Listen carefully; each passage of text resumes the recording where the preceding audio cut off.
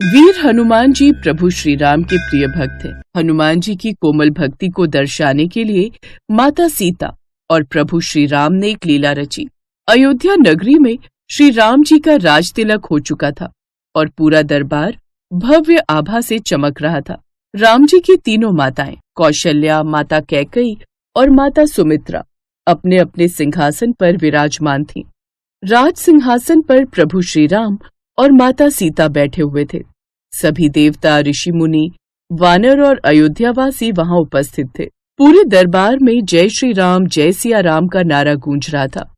प्रभु श्री राम और माता सीता ने सभी मेहमानों को और अयोध्या वासियों को इस पावन अवसर पर सुंदर सुंदर उपहार भेंट किए। बस वीर हनुमान रह गए थे जिन्होंने अभी तक उपहार नहीं लिया था, क्योंकि उनका ध्यान तो केवल राम नाम के जाप में ही था। वे तो अपने प्रभु श्री राम के सुंदर मुख को निहार रहे थे और मुख से राम राम कह रहे थे। प्रभु, वीर हनुमान ने आपकी बहुत सेवा की है, वे आपके परम भक्त हैं।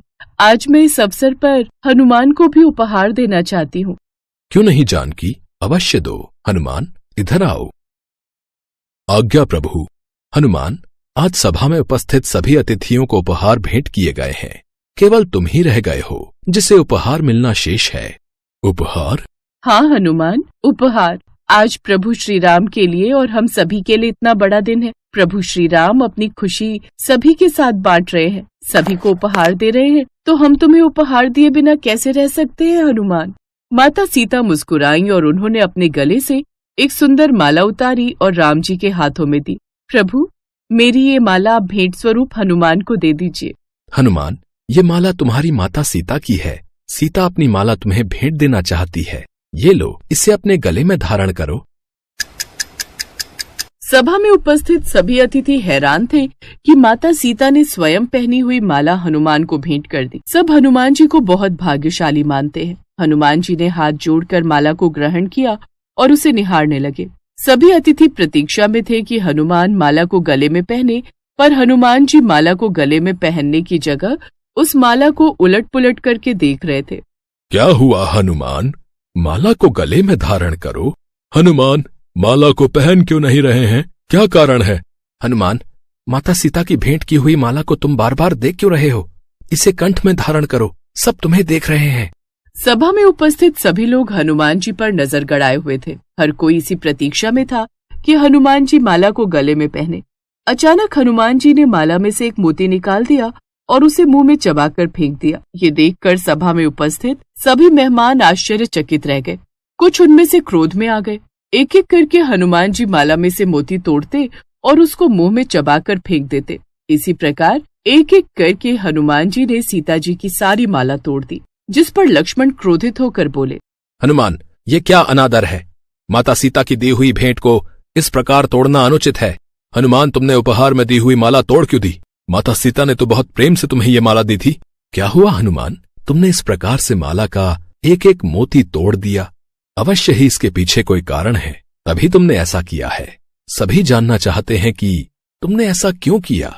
हनुमान, क्या तुम्हें मेरे द्वारा दी हुई भेंट पसंद नहीं आई? क्या तुम्हें मोतियों की माला और आभूषण प्रिय नहीं है? माता, इन मोतियों में मेरे राम नहीं बसे हैं। मैं तो इस माला के मोतियों में अपने राम को ढूंढ रहा था। मैं देख रहा था कि इन मोतियों में राम नाम की ध्वनि है या नहीं। यदि इनमें राम नाम नहीं है तो ये मेरे लिए निरर्थक है। भगवान सिर्फ किसी वस्तु में नहीं होते, बल्कि वह तो हमारे हृदय में होते हैं। भगवान की असली उपस्थिति किसी माला, मूर्ति या अन्य वस्तु में नहीं, बल्कि हमारे भीतर ही है। माता, यदि आप मुझे कुछ देना ही चाहती हैं तो मुझे राम दे दें। मुझे श्री राम के सिवा किसी की इच्छा नहीं। मुझे कोई बहुमूल्य वस्तु या उपहार नहीं चाहिए। मुझे केवल अपने अमूल्य श्री राम चाहिए। माता, आप और प्रभु तो मेरे हृदय में बसते हैं, तो मुझे इस माला की क्या आवश्यकता? हनुमान जी की भक्तिपूर्ण करुण बातें सुनकर प्रभु श्री राम और माता सीता मुस्कुराने लगे। सभा में उपस्थित सभी लोग आदर और श्रद्धा भाव से हनुमान जी की ओर देखने लगे। हनुमान जी ने अपनी बातों से ये प्रमाण दिया कि भगवान को वस्तु और स्थान में नहीं ढूंढो, केवल अपने हृदय में ढूंढो, क्योंकि भगवान का स्थान हमारे भीतर है, हमारे हृदय में है। उनके रोम रोम से राम नाम की ध्वनि गूंज रही थी। उनकी भक्ति का प्रमाण उनके हृदय में छुपा था, जो आज जन जन के सामने था कि उनके हृदय में सीताराम की छवि विराजित है। पूरे दरबार में जय हनुमान जय श्री राम के जय घोष होने लगे। श्री राम ने हनुमान जी को गले से लगा लिया। प्रभु श्री राम जानते थे कि हनुमान के जैसा प्रेमी संसार में कोई दूसरा नहीं। इस कथा के द्वारा एक भक्त की सच्ची भक्ति को दर्शाया गया है। ये कहानी हमें सिखाती है कि सच्चा प्रेम वही है जिसमें तन मन प्राण सब प्रियतम के नाम में लीन हो। हनुमान जी ने सीता जी की माला ये देखने के लिए तोड़ी थी कि उसमें राम नाम है या नहीं, क्योंकि उनके लिए राम के बिना कुछ भी अर्थहीन था। दरबार में उपस्थित सभी अतिथियों ने हनुमान जी के प्रेम और भक्ति को नमन किया।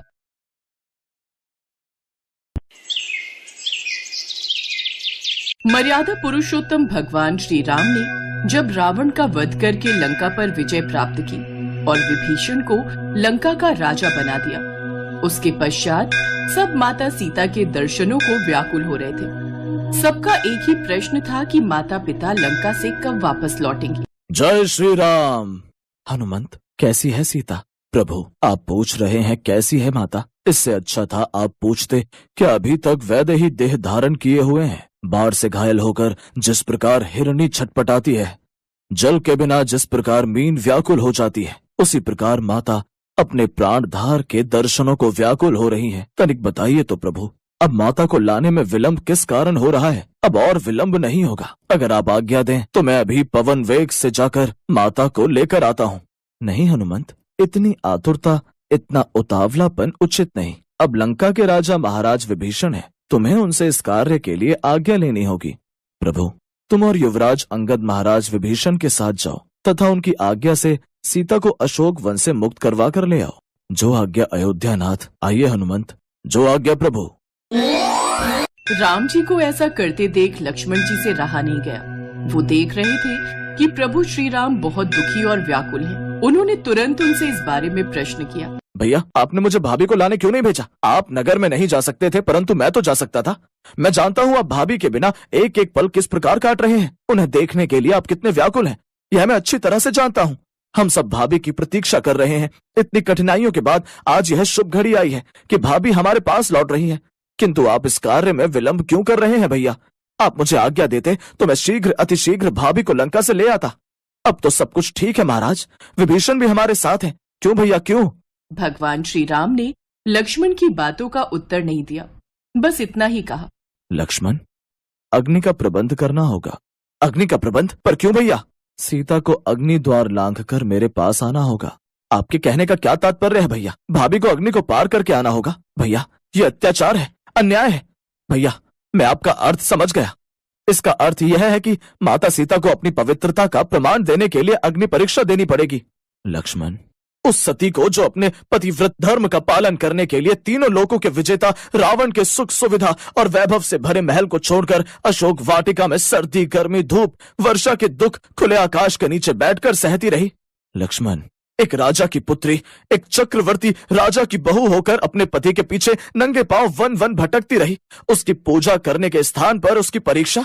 किस दोष के लिए भैया, किस दोष के लिए? लक्ष्मण, मेरी बात तो सुनो। नहीं भैया नहीं, मैं इस विषय में एक बात भी नहीं सुन सकता। इस हाय अवस्था में एक अबला नारी को कोई बलपूर्वक हर कर ले गया तो दोषी हो गई। दोषी तो मैं हूँ, जो उनकी बातों से क्रोध में आकर आपकी आज्ञा से विरुद्ध उन्हें अकेला छोड़कर चला गया। उसके लिए उस देवी को जो दुख सहने पड़े, उन सबका दंड मुझे मिलना चाहिए। दोषी वह नहीं, दोषी हम हैं जो उनकी रक्षा न कर सके और अग्नि में जलाई जाए वो निर्दोष नारी। नारी जाति के विरुद्ध इससे बड़ा अन्याय और कोई नहीं हो सकता। और आप यह अन्याय करेंगे तो याद रखिए कि मैं भाभी को अपनी माता समझता हूँ और उनका पुत्र होने के नाते मैं आपके विरुद्ध भी विद्रोह कर सकता हूँ। ऐसा तुमने कैसे समझ लिया कि मैं सीता की परीक्षा ले रहा हूँ या उस पर कोई संदेह कर रहा हूँ? सीता, जो एक क्षण के लिए भी कभी मेरे हृदय से दूर नहीं हुई, जिसे पल पल मैं अपने दिव्य चक्षुओं से निहारता रहा हूँ, उसकी पवित्रता और सतीत्व का प्रमाण कोई और देगा क्या मुझे? लक्ष्मण, किसी पुरुष का अपना हृदय यदि किसी नारी का विश्वास नहीं करता तो उसे दूसरे किसी के प्रमाणों से भी पूर्ण विश्वास नहीं हो सकता। और फिर राम और सीता दो कहाँ हैं? एक ही हैं। मुझे सीता की परीक्षा लेनी हो तो इसका अर्थ है मुझे अपने पर विश्वास नहीं, मुझे अपनी परीक्षा लेनी है। मैं जो बात कह रहा हूं उसमें संदेह और परीक्षा का कोई प्रश्न नहीं है। तुम नहीं जानते, यदि सचमुच की सीता को रावण हाथ लगाता तो उस परम सती के तेज से उसके हाथ जल जाते। ये परीक्षा नहीं है, ये अग्नि द्वार से लांघना, ये सब क्या है पगले? मुझे अग्नि देव से अपनी सीता वापस लेनी है, उसके लिए यह लीला करना आवश्यक है। लीला करना आवश्यक है? अग्निदेव से सीता लेनी है? यह कैसी लीला है भैया? यह क्या गूढ़ रहस्य है? कुछ तो बताइए। तुम सुनो तब तो बताओ ना। तुम तो अपने भैया के विरुद्ध विद्रोह करने की तैयारी कर रहे हो। भैया, आपको मेरी सौगंध है, शीघ्र कहिए यह क्या रहस्य है। सुनो लक्ष्मण, स्वर्ण मृग के आने से पहले मुझे पता चल गया था कि रावण सीता का हरण करने वाला है। और जब एक दिन तुम लकड़ी लेने वन में गए तो मैंने सीता से कहा, सीते, अब वो समय आ गया है जब हमें महत्वपूर्ण नर लीला करनी है। इसके लिए मुझे तुम्हारे सहयोग की आवश्यकता है। कहिए स्वामी, मुझे क्या करना होगा? सीते, जब तक मैं राक्षसों का नाश न कर लूं, तुम्हें अग्निदेव की सुरक्षा में रहना होगा। और जब मेरा कार्य पूर्ण हो जाएगा तब मैं तुम्हें अग्निदेव से वापस ले लूंगा। जो आज्ञानाथ। हे अग्नि देवता, मैं आपकी शरण में आना चाहती हूँ, आप मेरी सहायता कीजिए। माता सीता अग्निदेव से प्रार्थना करती हैं और अग्निदेव प्रकट होते हैं। हे अग्निदेव, मैं सीता को कुछ काल के लिए आपके संरक्षण में छोड़ता हूँ। आप देवी की रक्षा कीजिए। अहोभाग्य है मेरे प्रभु, आपने जो मुझे ये सेवा का अवसर दिया। आप निश्चित रहिए, मैं देवी सीता की सदैव रक्षा करूंगा। देवी सीता मेरे संरक्षण में सदैव सुरक्षित रहेंगी। आइए देवी। इस प्रकार सीता अग्निदेव की सुरक्षा में चली गई और हमारी सहायता के लिए देवी का प्रतिबिंब छाया सीता के रूप में रह गया। इस प्रकार इस गूढ़ रहस्य का तुम्हें आज तक पता नहीं था। सारी सच्चाई जानने के पश्चात लक्ष्मण राम जी से क्षमा मांगते हैं और उनके चरण छूते हैं। राम जी अपने भाई लक्ष्मण को हृदय से लगा लेते हैं। भैया, मैं उत्तेजना में क्या कुछ कह गया, मुझे क्षमा करें भैया। लक्ष्मण। इतनी देर में वानर सेना का शोर प्रारंभ हो जाता है। लक्ष्मण, ये शोर कैसा? लगता है सीता आ गई। प्रभु, माता सीता आ गई हैं। सभी भक्त माता सीता के दर्शन करना चाहते हैं। माता सीता के दर्शनों के लिए भक्त व्याकुल हो रहे हैं। सब आपकी अनुमति चाहते हैं प्रभु। ये सब वानर हमारे पुत्रों की भांति हैं और ये सब अपनी माता समान सीता के दर्शन करना चाहते हैं। इन सबको देवी सीता के दर्शन अवश्य होंगे, इसलिए देवी सीता से कहिए कि वह पालकी से उतरकर पैदल ही आगे आए। प्रभु श्री राम की आज्ञा लेकर हनुमान जी माता सीता की पालकी को धरती पर रखवाते हैं। पालकी को रखने का स्थान दीजिए, आगे से हट जाइए। देखिए, कोलाहल मत कीजिए, शांत हो जाइए। माता सबको दर्शन देंगी, सबको माता सीता के दर्शन होंगे। सब भीड़ पालकी के आगे से हट जाती है। माता सीता पालकी में से निकलती हैं। उनकी आंखों से अश्रुधारा बह रही थी। वे प्रभु श्री राम की ओर देखती हैं। राम जी भी उन्हें देखने के लिए कब से व्याकुल थे। दोनों एक दूसरे की तरफ देखते हैं और दोनों की आंखों से आंसू बह जाते हैं। तभी राम जी माता सीता को इशारा करते हैं कि वे अग्नि को लांघकर उनके पास आएं। माता सीता भी मुस्कुरा देती हैं, क्योंकि वह भी इस लीला को जानती थी। उन्हें भी अग्निदेव की सुरक्षा से वापस लौटना था। माता सीता के रूप में उनकी माया अग्निदेव के पास जाने लगती है। उन्हें ऐसा करते देख सभी लोग चकित रह जाते हैं। माता सीता अग्नि को लांघकर जब सुरक्षित बाहर निकलती हैं, तो सब माता सीता की जय जयकार करने लगते हैं और इस प्रकार सीता माता की अग्नि परीक्षा पूरी हुई। युद्ध के बाद वास्तविक सीता माता को अग्निदेव के माध्यम से वापस लाने के लिए अग्नि परीक्षा का आयोजन किया गया। ये सबके सामने इसीलिए किया गया ताकि सीता माता की पवित्रता और सतीत्व पर उठे सभी संदेश समाप्त हो सके और समाज के सामने ये स्पष्ट हो सके कि वे पूरी तरह से पवित्र और निष्कलंक हैं। प्रभु श्री राम द्वारा इसका उद्देश्य सीता माता की गरिमा को पुनः स्थापित करना और समाज के सामने सत्य को प्रकट करना था। क्योंकि प्रभु श्री राम की लीला अद्भुत है, तभी तो वो मर्यादा पुरुषोत्तम कहलाते हैं। देवी सीता की जय, माता जानकी की जय, सीता मैया की जय, देवी सीता की जय, सिया राम की जय।